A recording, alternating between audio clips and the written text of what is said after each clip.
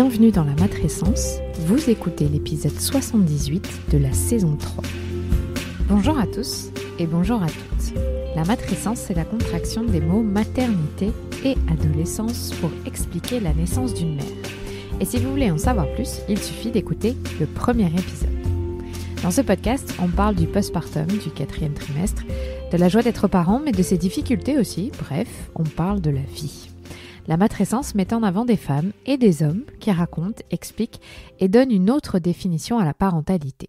Je suis Clémentine Sarlat, la créatrice de ce podcast. Je suis journaliste de formation dans le sport, à la télé, rien à voir. Mais je suis aussi professeure diplômée de yoga pré et postnatal. Et puis surtout, je suis maman de 2 petites filles. Bonjour, je m'appelle Ella Marie Aval et j'ai une petite sœur qui s'appelle Jasmine.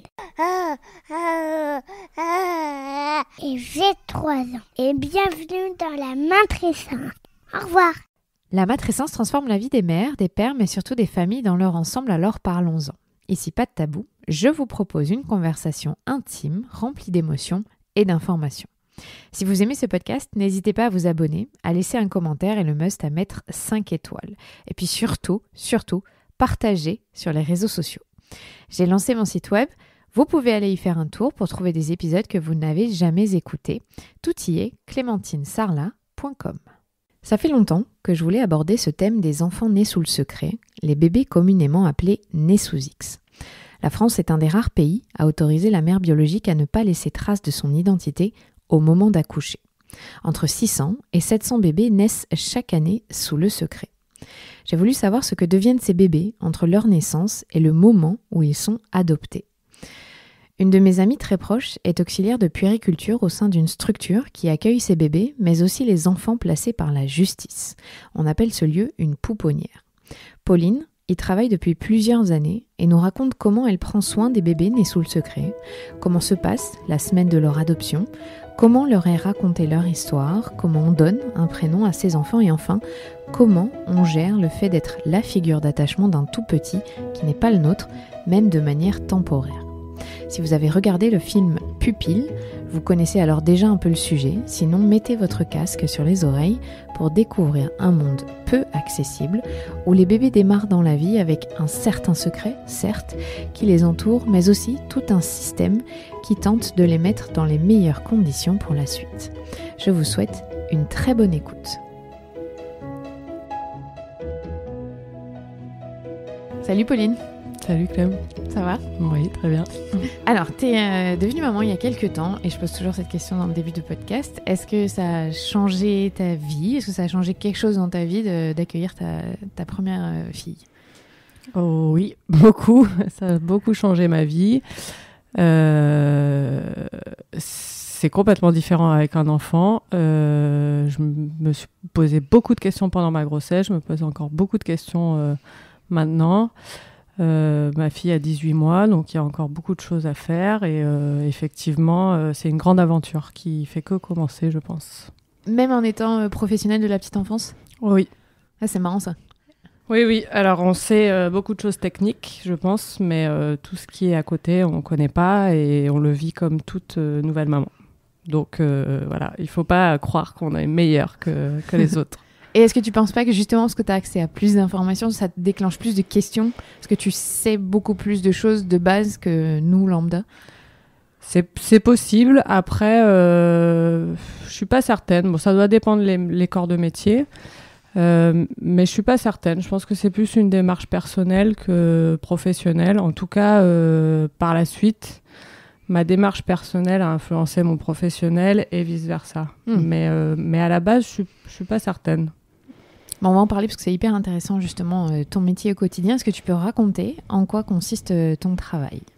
Du coup, moi je suis auxiliaire de puériculture, donc je travaille auprès des enfants de moins de 3 ans.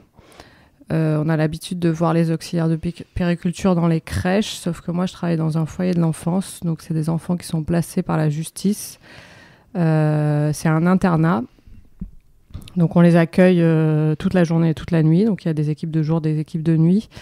Et on s'occupe d'eux quotidiennement jusqu'à ce que ces enfants soient redirigés vers d'autres structures ou auprès de leurs parents ou auprès de leurs nouveaux parents pour les nés sous X, puisqu'on accueille aussi les nés sous le secret.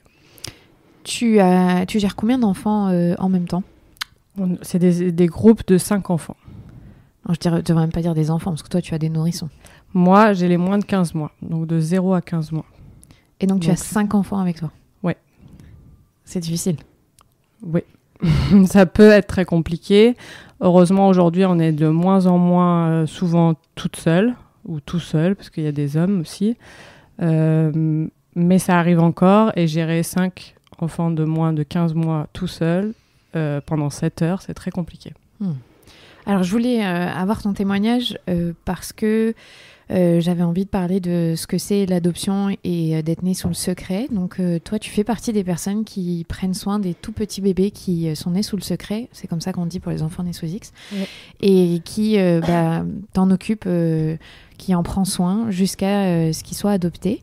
Comment est-ce que ça se passe quand un bébé arrive après une naissance ? Est-ce que c'est dans les 2 jours, 3 jours, une semaine ? Raconte-nous un peu. Souvent, on est au courant très peu de temps avant qu'il y a un bébé né sous le secret qui arrive. Dans sa première semaine de vie, ça peut même être à 2 jours de vie. Une des professionnelles, celle qui va être sa référente, va le voir à la maternité et souvent passe 2-3 heures avec lui et revient directement avec lui à la pouponnière. Si l'enfant va bien, ça peut se faire très rapidement. Si l'enfant a besoin de soins spécifiques, il peut être en service de néonat et dans ces cas-là, la référente va essayer de le voir sur la première semaine un peu tous les jours pour commencer à créer du lien et ensuite, dès qu'il peut sortir, il vient à la pouponnière. Donc là, la référente, c'est toi ou c'est une autre personne ? La référente, c'est une personne, une professionnelle du groupe. Donc toi, ça t'arrive d'aller dans les maternités ? Oui, c'est possible.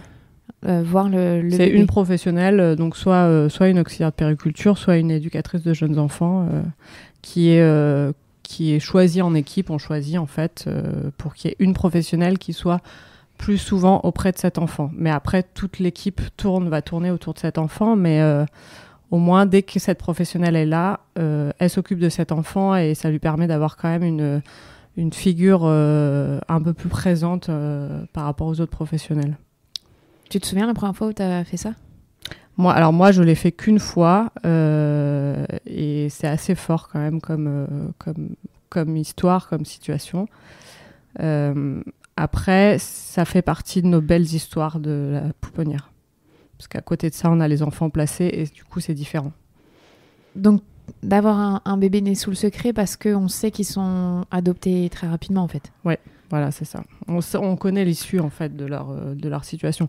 Je dis pas que leur histoire est facile et que tout est beau, mais on sait que à la fin à la sortie, on connaît une date de sortie de la pouponnière et on sait qu'ils auront des parents et en général c'est des histoires qui sont plutôt sympas à accompagner. Donc en fait, vas-y, raconte-nous comment ça se passe le délai. Donc tu les récupères à 2-3 jours, une semaine en fonction de leur état de santé. Ouais, c'est ça. Donc on les ramène à la pouponnière, on s'en occupe. Y a un délai, il me semble, alors je connais pas exactement la législation, mais il me semble que c'est 2 mois de rétractation pour la maman biologique. Donc on garde cet enfant à la pouponnière 2 mois. Et après, il me semble qu'il reste un 3e mois pour la famille élargie de cette mère biologique. Et du coup, on les garde au minimum 3 mois à la pouponnière. D'accord. Donc, en général, les adoptions se font à 3 mois et demi. L'enfant à l'âge de 3 mois et demi. Ok. Donc, à ce moment-là, des parents adoptants sont prévenus au dernier moment, parce qu'on ne peut pas se permettre de les prévenir. C'est pas notre service, hein. C'est un autre service, du coup. C'est le bureau des adoptions qui se charge de prévenir les parents. Et donc, ils sont prévenus 1 semaine à l'avance. Et nous, on organise avec eux 1 semaine d'adaptation. On va dire 1 semaine d'apparentement, ce qui ressemble à 1 semaine d'adaptation un peu qu'on peut connaître en crèche. Voilà, donc ça commence le lundi avec 1 heure. Et puis, au fur et à mesure, on augmente le temps pour qu'il y ait une prise de connaissance entre les parents et le nouvel enfant. Et c'est assez marrant parce qu'en général, les enfants, ils comprennent tout de suite. Le premier jour, ils sont ils paraissent un petit peu inquiets. Et puis, en général, à partir du mercredi, ils regardent plus trop leurs référentes, ils regardent que les parents. Donc, ça prend à peu près 2 jours pour faire le lien, en fait, avec ces nouveaux parents. Ils comprennent tout de suite que pour eux, c'est leur histoire qui commence, quoi. On en a souvent parlé, toi et moi, et tu m'avais raconté plusieurs fois des scènes où des psychologues viennent raconter la naissance au bébé et l'effet que ça fait. Ouais. Est-ce que tu peux nous expliquer comment ça se passe ? On leur fait à tous les enfants de la pouponnière ce qu'on appelle un récit de vie. Donc c'est la psychologue du service qui l'écrit en lien avec l'histoire de l'enfant. L'histoire de l'enfant commence dès la grossesse, donc avec les éléments qu'on en a, parce qu'on n'a pas forcément tous les éléments.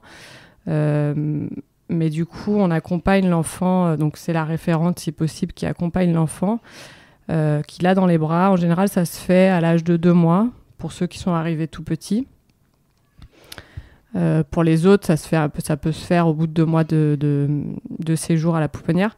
Donc la psychologue va raconter pendant une demi-heure l'histoire à l'enfant. Et c'est assez impressionnant de voir l'enfant qui va se mettre à pleurer sur des choses très difficiles qu'il a vécues, va s'apaiser sur des choses un peu plus sympas. Les enfants réagissent vraiment aux phrases que dit la psychologue. Et du coup, moi, j'en ai fait plusieurs, des récits de vie, et c'est assez prenant, c'est assez intense, quoi. Et c'est là qu'on voit qu'au final, les nouveau-nés, ils comprennent tout. Ils comprennent tout et ils ressentent tout ce qu'ils ont vécu. Et souvent, 2-3 jours après le récit de vie, ils sont un peu agités. Et après, il y a des problématiques qui peuvent s'apaiser. Des problématiques de sommeil ou d'alimentation qui peuvent du coup être beaucoup plus simples à gérer une fois qu'ils ont digéré leur histoire, on va dire. Parce qu'on c'est ce que tu disais, donc tu t'occupes de 5 enfants, en moyenne 5 nourrissons, bébés, jusqu'à 18 mois. Ces enfants-là, c'est des enfants qui ont des forts besoins au final. C'est encore plus vrai dans les situations dans lesquelles ils ont. Je pense que déjà, tous les enfants de cet âge-là ont des forts besoins, déjà de base. Après, effectivement, ils ont peut-être encore plus besoin parce que avant d'arriver à la pouponnière, ils ont peut-être eu un manque déjà, donc il y a déjà un manque peut-être à rattraper. Mais tout enfant, de toute façon, tout enfant a besoin, et tout enfant en collectif a encore plus besoin. Je reste sur tout enfant a besoin, en fait, à cet âge-là. Mais tu notes pas que c'est par rapport à ton expérience, par exemple, de maman. Est-ce que tu arrives à voir que ce sont des bébés, tu disais de l'alimentation, de sommeil. C'est dur de le voir comme ça. Après, ce qu'on peut percevoir, c'est que suivant les personnalités, les caractères des enfants et leur histoire, peut-être qu'ils vont réclamer différemment le fait d'être en collectivité. Il y en a qui vont savoir s'affirmer et qui vont pleurer plus que d'autres. Il y en a qui vont dormir plus que d'autres. Il y en a qui, ils vont chacun l'exprimer différemment parce que le collectif, c'est quand même très dur à cet âge-là. Après, à nous de percevoir ces signaux suivant les différentes thématiques, et surtout à nous de faire attention justement de ne pas répondre plus à celui qui pleure plus. Parce que malheureusement, c'est pas parce qu'il pleure plus que celui d'à côté a moins besoin. Donc c'est toujours une histoire de balance et de gérer un groupe. Malheureusement, on a un groupe à gérer, on n'en a pas qu'un. Et du coup, la difficulté, c'est de trouver un petit peu de temps en individuel pour chaque enfant, et que ce temps, il soit vraiment entier, je veux dire. Qu'on soit vraiment présent pour lui, parce que si on lui donne 15 minutes et qu'en plus on fait des allers-retours, ça n'a pas trop de sens. Alors que l'objectif, si on lui donne 15 minutes, c'est de lui donner 15 minutes à fond. Et qui se nourrissent de ces 15 minutes-là, même si c'est peu, au moins ça sera vraiment... on aura été là pour lui vraiment entièrement, quoi. Est-ce que dans ta formation d'auxiliaire puéricultrice, vous êtes formé à accueillir les naissances sous le secret, à accueillir les enfants qui sont placés comme pour toi, parce que ce sont des enfants dont les parents sont peut-être en prison, ou en tout cas l'aide sociale a décidé que les parents ne pouvaient plus s'en occuper. Est-ce que tu as une formation spécifique à ça ? Théorique, non. On voit le développement général des enfants. Auxiliaire de périculture, c'est une formation d'1 an, donc c'est pas non plus très très long. Après, on peut le voir en stage, puisqu'on a quand même 6 stages en tant qu'auxiliaire. 6 stages de 1 mois, c'est court, mais suivant les stages qu'on fait, ça peut nous amener quand même des connaissances là-dessus. Il me semble en plus qu'on a un stage, je sais plus trop, mais qu'on a un stage sur peut-être pas la protection de l'enfance, mais sur un autre que les crèches où on doit choisir. Moi, j'avais choisi le handicap, par exemple. Il faut choisir une thématique un peu plus éloignée de l'auxiliaire de base. Mais en tout cas, non, moi, j'ai appris avec mes collègues et heureusement, on travaille en équipe. On a des réunions d'équipe toutes les semaines avec des psychologues. Ça, on n'en a peut-être pas assez, mais on en a. Et ça aide beaucoup de partager avec celles qui sont là depuis plusieurs années, qui connaissent bien la protection de l'enfance. Tu dirais que c'est quoi le plus difficile dans ton métier ? Le plus difficile, je pense que c'est dans les situations de crise, des horaires, par exemple, dans la journée de 18h à 20h, où on se retrouve tout seul et qui réclament tous en même temps. C'est d'arriver, je pense, c'est ce qui est très dur au début quand on arrive, quand on est débutant professionnel dans la protection de l'enfance, c'est d'arriver à gérer, de ne pas être débordé par ce qu'il y a à faire, mais aussi débordé par ce qu'on ressent, parce que quand il y a plusieurs enfants qui pleurent en même temps, c'est quand même des nouveau-nés, hein, donc c'est des cris qui peuvent être quand même assez prenants. Ça va être de garder son calme et de se dire, de toute façon, c'est comme ça, je suis toute seule, il va falloir que je gère, comment je fais. Donc il faut trouver des techniques, il faut être assez organisé, je pense, déjà de base, et après... Voilà, faut trouver des techniques pour rester dans son calme et pour se dire on va y arriver. On pourra pas répondre à tout le monde en même temps, mais voilà. Je pense que ça vient avec l'expérience. Parce que ça peut pas s'apprendre. Ne pas réagir à des pleurs de nouveau-nés, c'est... Enfin, d'avoir aucune sensibilité, je pense que c'est impossible quand même. Dans ta façon d'aborder les choses avec les bébés nés sous X, est-ce que tu parles différemment à ces bébés par rapport à des bébés qui ont toujours leurs parents, mais pour l'instant ne peuvent pas être avec eux ? Comment ça se passe ? Oui, je pense que forcément on leur parle différemment. Après, on parle à tous les enfants qu'on accueille. Tant qu'on ne connaît pas leur projet, ou même les bébés nés sous le secret, tant qu'ils ne sont pas arrivés vers les 3 mois et qu'on ne sait pas s'ils auront des parents, si on a trouvé tout ça, on n'est pas dans le concret. On reste un peu dans le vague, on ne va pas dans le concret parce qu'on ne peut pas leur annoncer des choses qui derrière n'arriveront pas. Donc ces enfants-là, on sait qu'on leur annoncera, mais on attend quand même la date qui se rapproche. Les autres enfants, tant qu'on ne sait pas leur projet de sortie de la pouponnière, on peut pas. On leur dit, on ne sait pas. On ne sait pas, par exemple. On ne sait pas comment ça va se passer. Tes parents sont aujourd'hui, ils sont dans l'incapacité de s'occuper de toi, mais ils viennent te voir. Enfin voilà, c'est forcément pas les mêmes discours puisque certains ont leurs parents qui viennent les voir toutes les semaines, donc ils les voient, donc ils ont ce lien-là. On ne sait pas combien de temps ils resteront à la pouponnière, on ne sait pas ce qui se passera après, mais en tout cas, on sait que leurs parents sont là et qu'ils viennent les voir. Donc on peut parler de ça. Les nés sous le secret, leurs parents ou la mère biologique ne vient pas les voir forcément, puisqu'il y a eu un consentement à l'adoption. Mais on attend quand même la date des 3 mois pour orienter un petit peu plus notre discours, on va dire.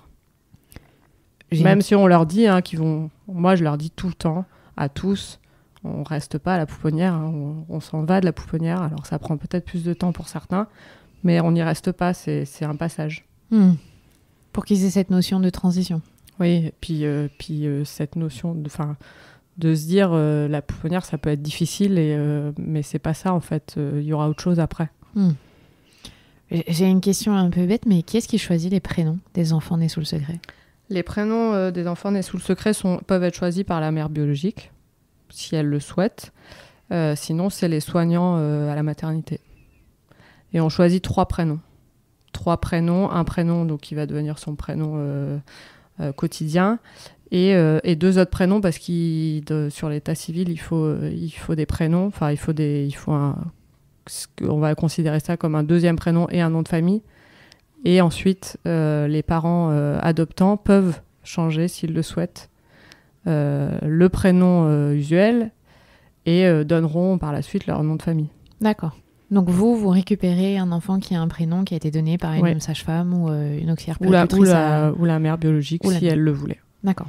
Souvent, quand la maman biologique le donne des prénoms ou un prénom, c'est notifié dans le dossier pour qu'on puisse derrière le transmettre au bureau des adoptions. Enfin, le bureau des adoptions le sait de toute façon. Et c'est transmis aux parents adoptants qui font le choix ou non de le garder. Ça peut être aussi un lien et ça peut être une façon aussi de raconter l'histoire à l'enfant plus tard. C'est comment la rencontre pour toi avec les parents adoptifs ? C'est toujours quand même un peu stressant, parce qu'on sait que c'est un grand moment.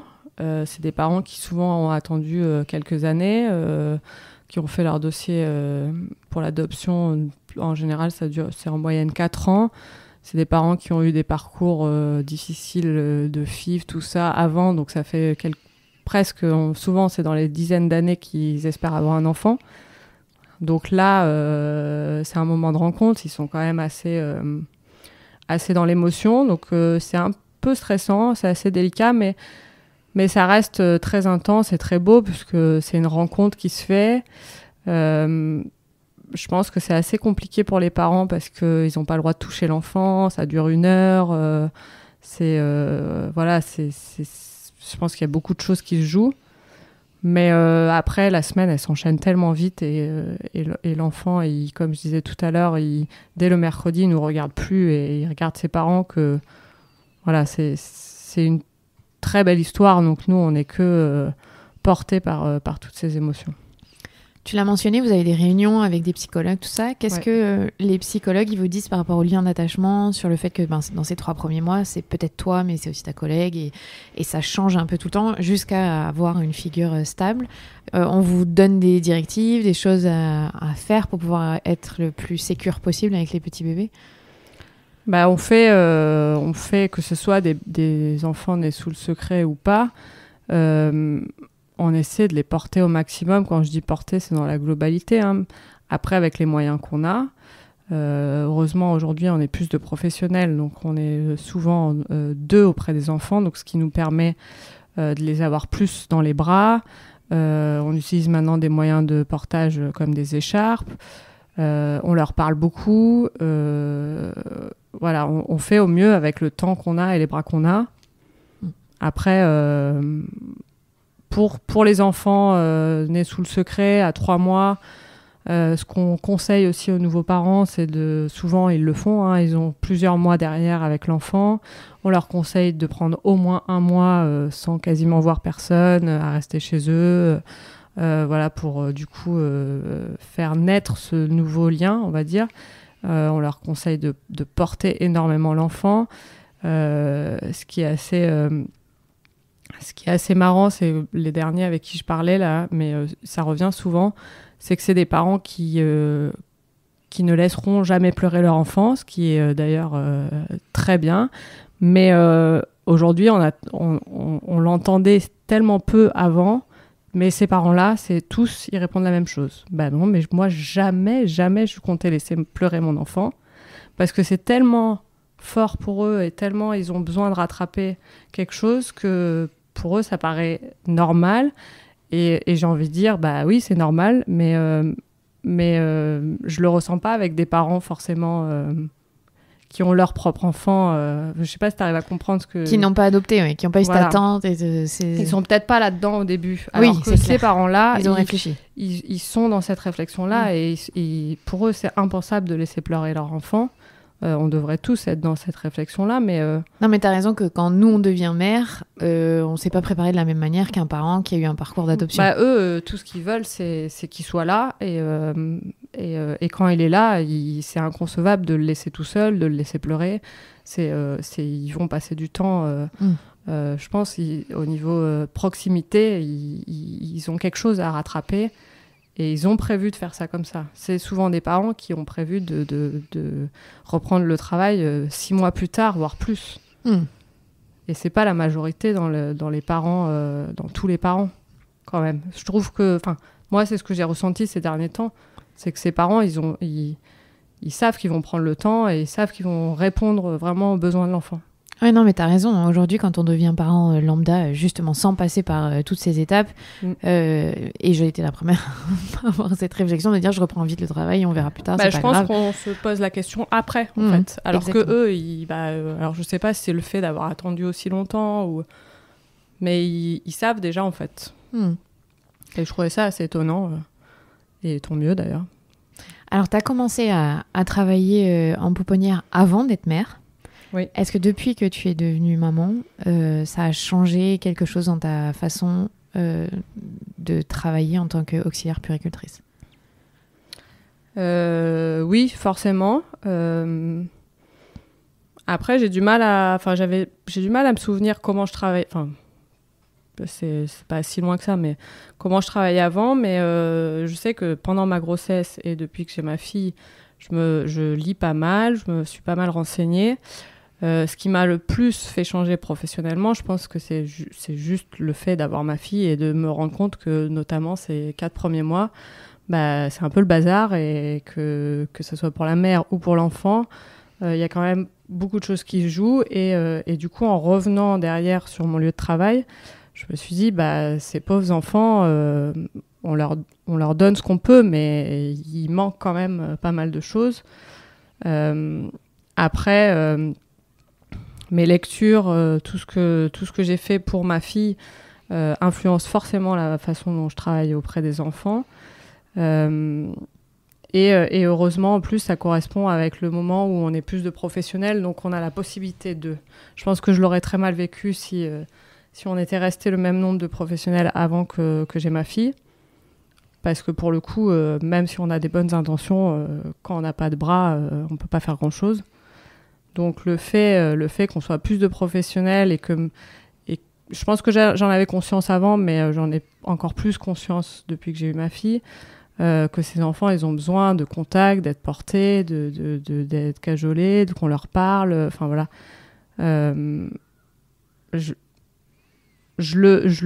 Oui, c'est sûr que j'ai changé professionnellement, c'est sûr. Est-ce que aussi tu as la sensation d'être plus sensible ou que c'est plus difficile, comme tu parlais des pleurs des nourrissons, tout ça, de voir la détresse des bébés et de ne pas pouvoir y répondre parfois ? Ça a toujours été difficile à accepter. Sur ça, on m'avait prévenu, j'ai pas mal de collègues qui ont arrêté de travailler une fois qu'ils ont eu leur enfant, enfin du moins qui sont repartis en crèche, parce que pour eux, c'était pas gérable. Je pense que le fait d'avoir été prévenu par mes collègues m'a aidé aussi. J'ai réussi à faire la part des choses. Après, ça a toujours été compliqué quand même à accepter. Enfin, moi, je pense que je suis assez sensible sur ça depuis le début. C'est peut-être ma façon d'y répondre qui a changé plus que le fait de l'accepter. Mais ouais. Comment tu fais, toi, à l'inverse, pour pas trop t'attacher et pas... Est-ce que ça te touche ? Quand les bébés partent, c'est difficile ? Comment tu le vis ? Ça, c'est une bonne question parce que je me suis déjà posé cette question moi-même et je sais pas en fait. Je sais pas comment j'arrive à avoir ce détachement. Quand les bébés partent, on est content. On est content pour eux parce que la pouponnière, c'est pas une vie. De vivre avec 4 autres enfants du même âge pour 1 ou 2 professionnels, sachant qu'on tourne 3 fois par jour, ça fait quand même des sacrées équipes autour de ces enfants-là.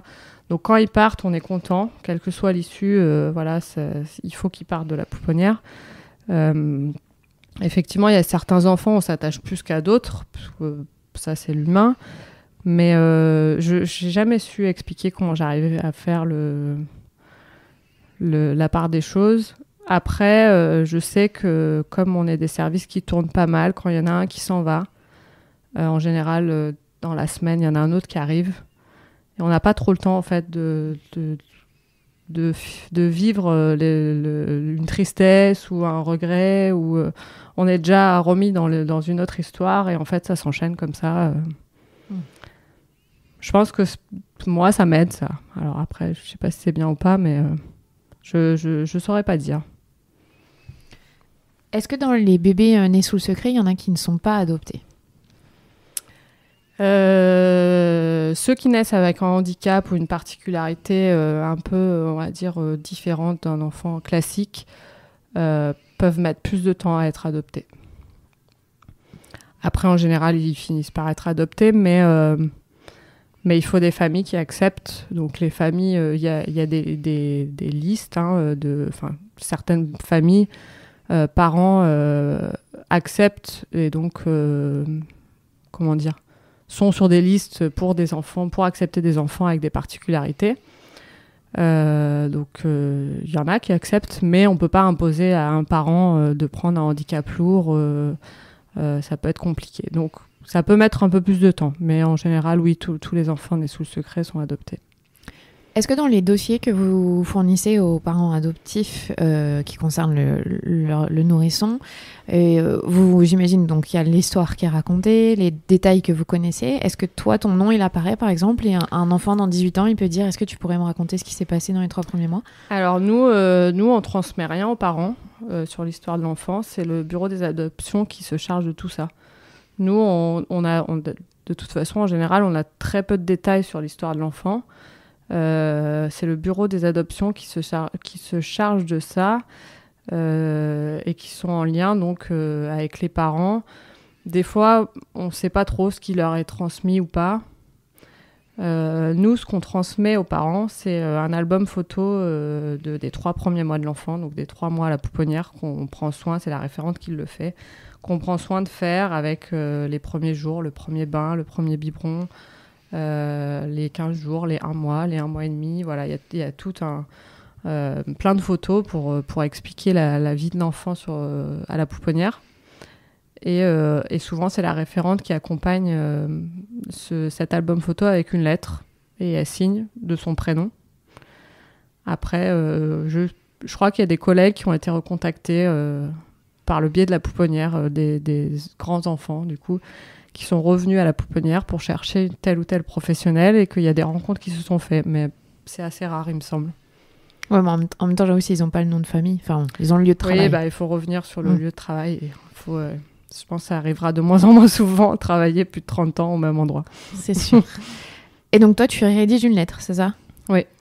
On rédige une lettre où on raconte... en fait, c'est un peu un support aux photos. Hein. On raconte comment il a vécu ses premiers mois, s'il dormait bien, s'il mangeait bien, donc les choses assez basiques. Après, on peut mettre aussi de nos ressentis, des petites anecdotes, pour un peu égayer les photos et donner du sens à cette histoire qui a existé. Hein. Donc, il faut qu'ils aient une trace. Souvent, on le donne aux parents le dernier jour de la semaine d'apparentement. Et ils sont en général très émus de voir... parce qu'en 3 mois, les nouveau-nés changent beaucoup. Et puis c'est un bon support aussi pour eux, je pense, pour ensuite aborder le sujet de l'adoption avec leur enfant. Pour raconter. Et ça, tu sais depuis quand c'est mis en place ? Parce que ça doit pas être hyper... je sais pas, vieux, je saurais pas dire.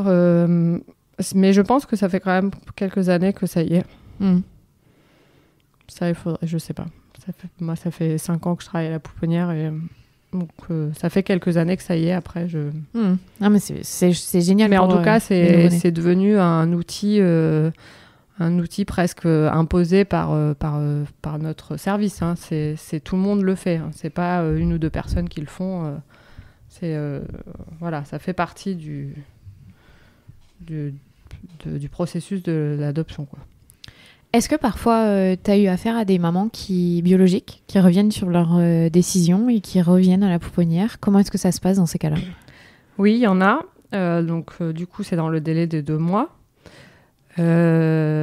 Suivant le parcours de cette femme qui revient, on les accompagne. Enfin, on l'accompagne. On refait comme une adaptation suivant l'histoire de cette maman. Ça peut être 2 jours, comme ça peut être 1 semaine ou 15 jours. Et certaines demandent aussi. Il y a des foyers mère-enfant au sein des départements, et du coup demandent à être prises en charge sur ces foyers-là pour avoir un accompagnement plus poussé. Donc ça dépend les histoires, en fait. Non, mais je comprends donc pourquoi vous prévenez les parents adoptifs au dernier moment. Oui. Pour éviter oui, ces et situations. puis c'est des parents qui attendent depuis 4 ans, donc on peut pas peut pas se permettre. Enfin, de toute façon, c'est pas nous qui les appelons, c'est toujours le bureau des adoptions, mais ça serait compliqué quand même de tous les 3-4 mois de leur appeler, de leur dire on a un enfant. Ah ben non, finalement. C'est sûr. On est en janvier 2021 et on est en pleine pandémie. Tu t'occupes de nourrissons avec un masque, j'imagine. Comment est-ce que ça se passe? Comment on fait de s'occuper des nourrissons avec un masque? Nous, on s'est longtemps battus pour pas mettre le masque auprès des nouveau-nés, auprès des enfants. On le met en réunion, on le met dans les couloirs, on le met dès qu'on est hors du groupe, mais sur le groupe, on le met pas. D'accord. On le met pas parce que c'est pas possible. Je pense que les dégâts seraient pires que d'être placés à la pouponnière. On sait que les enfants, ils se développent, ils grandissent quand même en regardant les mimiques de nos visages, que ce soit le regard, le sourire, la parole, les sons, voilà. Et si on leur cache la moitié de notre visage, je pense qu'il y aurait énormément de dégâts plus tard, au niveau relations sociales et même développement du langage. Voilà, je saurais pas dire plus, mais bon. Il y a de nombreuses études qui ont montré que si on ne parlait pas à des nouveau-nés, les dégâts étaient quand même très... C'était la mort, je crois. Voilà, ouais, c'était ça. Donc on ne fera pas de test. Non, c'est sûr. Qu'est-ce qu'il faudrait idéalement au quotidien pour que vos conditions soient... c'est impossible que ce soit parfait parce qu'on ne pourra jamais recréer un foyer, on est bien d'accord. Mais pour que ce soit le mieux possible pour ces tout petits bébés. Des bras. C'est difficile à dire parce que plus on est de bras, en fait, plus ça fait de personnel autour de l'enfant. Donc c'est ça la difficulté, c'est d'avoir des bras, mais sans trop de changements de tête. Donc on est toujours dans le problème, combien de professionnels auprès d'un enfant, sachant qu'il faut être là le matin, l'après-midi et la nuit, que plus les équipes sont grandes, forcément plus ça tourne. Donc on essaie d'avoir de la continuité au maximum pour que les têtes reviennent, que les enfants soient rassurés par des professionnels qui connaissent, des professionnels qui sont disponibles. Donc moi je dirais d'être au moins tout le temps 2 auprès de ces 5 enfants, d'éviter des changements de professionnels, mais bon ça fait partie aussi de la vie des professionnels, de changer de travail ou d'être arrêté pour une maladie, enfin voilà. Donc c'est assez compliqué. Après, d'avoir des locaux adaptés, que les enfants aient leur espace, enfin que voilà. Donc ça on est dedans. Je sais, c'est une question quand même très très compliquée. L'idéal c'est les parents. C'est le foyer. Voilà, le foyer triangulaire, quoi. Est-ce que parfois ça te fait culpabiliser de partir en vacances et de te dire que justement tu t'extrais de cette continuité pour les tout petits? Ça peut, suivant ce qui a été prévu pendant mes vacances, parce que des fois, si on est référente et que malheureusement le placement où l'adoption est censée arriver pendant qu'on a prévu nos vacances, soit on décale les vacances, il y en a beaucoup qui le font, soit c'est la co-référente qui prend le relais. Donc ça peut être dur à vivre pour la référente aussi, de ne pas finir l'histoire jusqu'au bout, par exemple. Après, c'est toujours faire la balance entre sa vie professionnelle et sa vie personnelle. Je pense que ça dépend des professionnels, je pense que ça dépend du lien qu'on a créé avec tel ou tel enfant, depuis combien de temps il est là. Il y a plein de paramètres qui rentrent en compte. Moi, pour l'instant, j'ai pas trop eu de dilemme, on va dire, de me mettre à mal à ce point-là. Tant mieux pour moi. Mais je sais que j'ai beaucoup de collègues qui ont dû et qui le font avec plaisir, décaler leurs vacances, par exemple, au dernier moment. C'est pas toujours évident, mais y en a qui le font, oui. Ça a du sens, en même temps. Oui, ça a du sens. Mais si tu le fais à toutes tes vacances, si ton conjoint, je suis pas sûre que pour lui, c'est du sens. Mais bon, c'est clair. Ça se comprend, en tout cas. Ouais, c'est sûr. Est-ce que c'est un métier que tu penses que tu peux faire très longtemps, au vu de la charge émotionnelle et de l'implication que ça demande? Ça, je pense que ça dépend chacun. J'ai des collègues, ça fait 30 ans qu'elles sont là. Comme je disais tout à l'heure, j'ai des collègues, après leur première grossesse, elles ont arrêté. Elles sont revenues et 6 mois après, elles ont arrêté parce que c'était trop dur pour elles. Moi, aujourd'hui, je suis bien dans ce travail-là. La chose qui pourrait me peser, ça serait plus les horaires décalés qui fait que certains soirs, je vois pas ma fille ou certains matins, je la vois pas. Donc, ça serait peut-être ça. Mais pour l'instant, ça va. Donc, ça fait 5 ans, on verra. On a beaucoup parlé des enfants que tu gères qui sont nés sous le secret. Ça représente combien sur les 5 que tu as? C'est 1? C'est de temps en temps? Il me semble qu'on en a une dizaine par an. Ah oui, d'accord. Sur, du coup, combien on est? Sur 4 groupes de 5. D'accord. Donc ça fait 20. En général, il y en a 1 ou 2 par groupe, max. Mais ça dépend des périodes. Il y a des périodes où on en a plein en même temps, d'autres on n'en a pas. Okay. Alors ça, je ne sais pas ce qui joue, mais voilà, ça dépend. Donc une dizaine par an, je dirais. Donc c'est clairement pas la majorité? Non, pas du tout. Donc les enfants qui te restent sont des enfants placés par l'aide sociale, parce que les parents ne sont pas en capacité, pour diverses raisons. Ouais. Est-ce que c'est plus difficile de gérer ces enfants-là parce qu'ils ont des parents, ils sont là, ils les ont vus, ils les ont connus et d'un coup ils sont avec vous? Oui, parce que c'est des enfants qui ont... Bon, les nés sous le secret aussi ont une histoire, mais souvent, on en récupère à la naissance des enfants qui sont placés, mais c'est pas la majorité. Souvent, les enfants, ils arrivent, ils ont déjà 1, 2, 3 mois, voire plus. Donc, ils ont vécu des choses auprès de leurs parents, des choses fortes, que ce soit positif ou négatif, mais dans tous les cas, ils ont vécu des choses. Et du coup, ils arrivent avec ça. Donc, il faut réussir à gérer ça, sachant que les nouveau-nés, ça ne parle pas.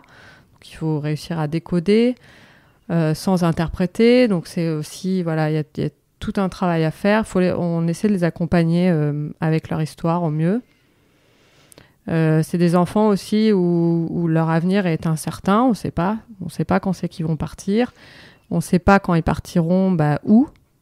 Est-ce qu'ils retourneront chez leurs parents? Est-ce qu'ils iront dans un foyer? Est-ce qu'ils iront auprès d'une famille d'accueil?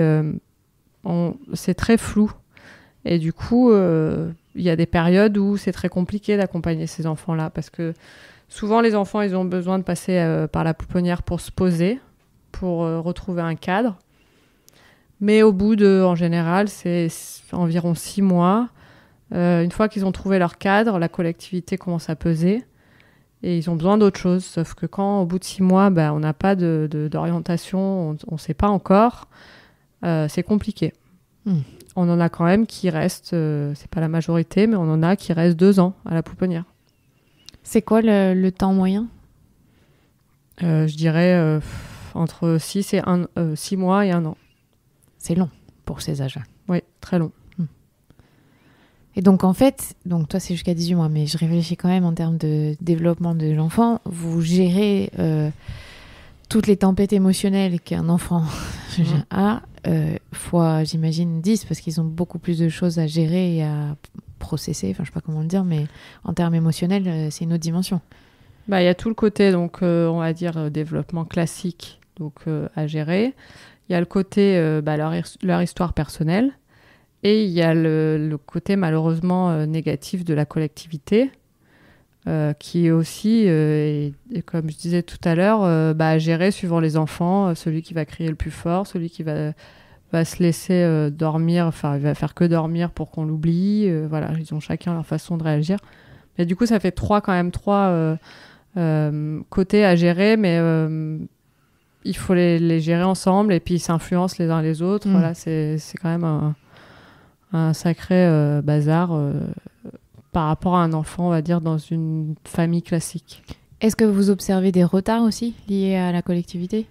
Il peut y en avoir. Après, c'est toujours délicat de savoir par quoi ça a été influent, enfin, de quoi c'est lié. Mais oui, il peut y avoir des retards. Après, on peut avoir des enfants qui se débrouillent très bien, au contraire, parce que du coup, ils ont eu cette personnalité-là qui fait que ils ont compris qu'il fallait qu'ils se débrouillent tout seuls. Donc, voilà. Donc, ça peut être dans les deux sens aussi. C'est clair.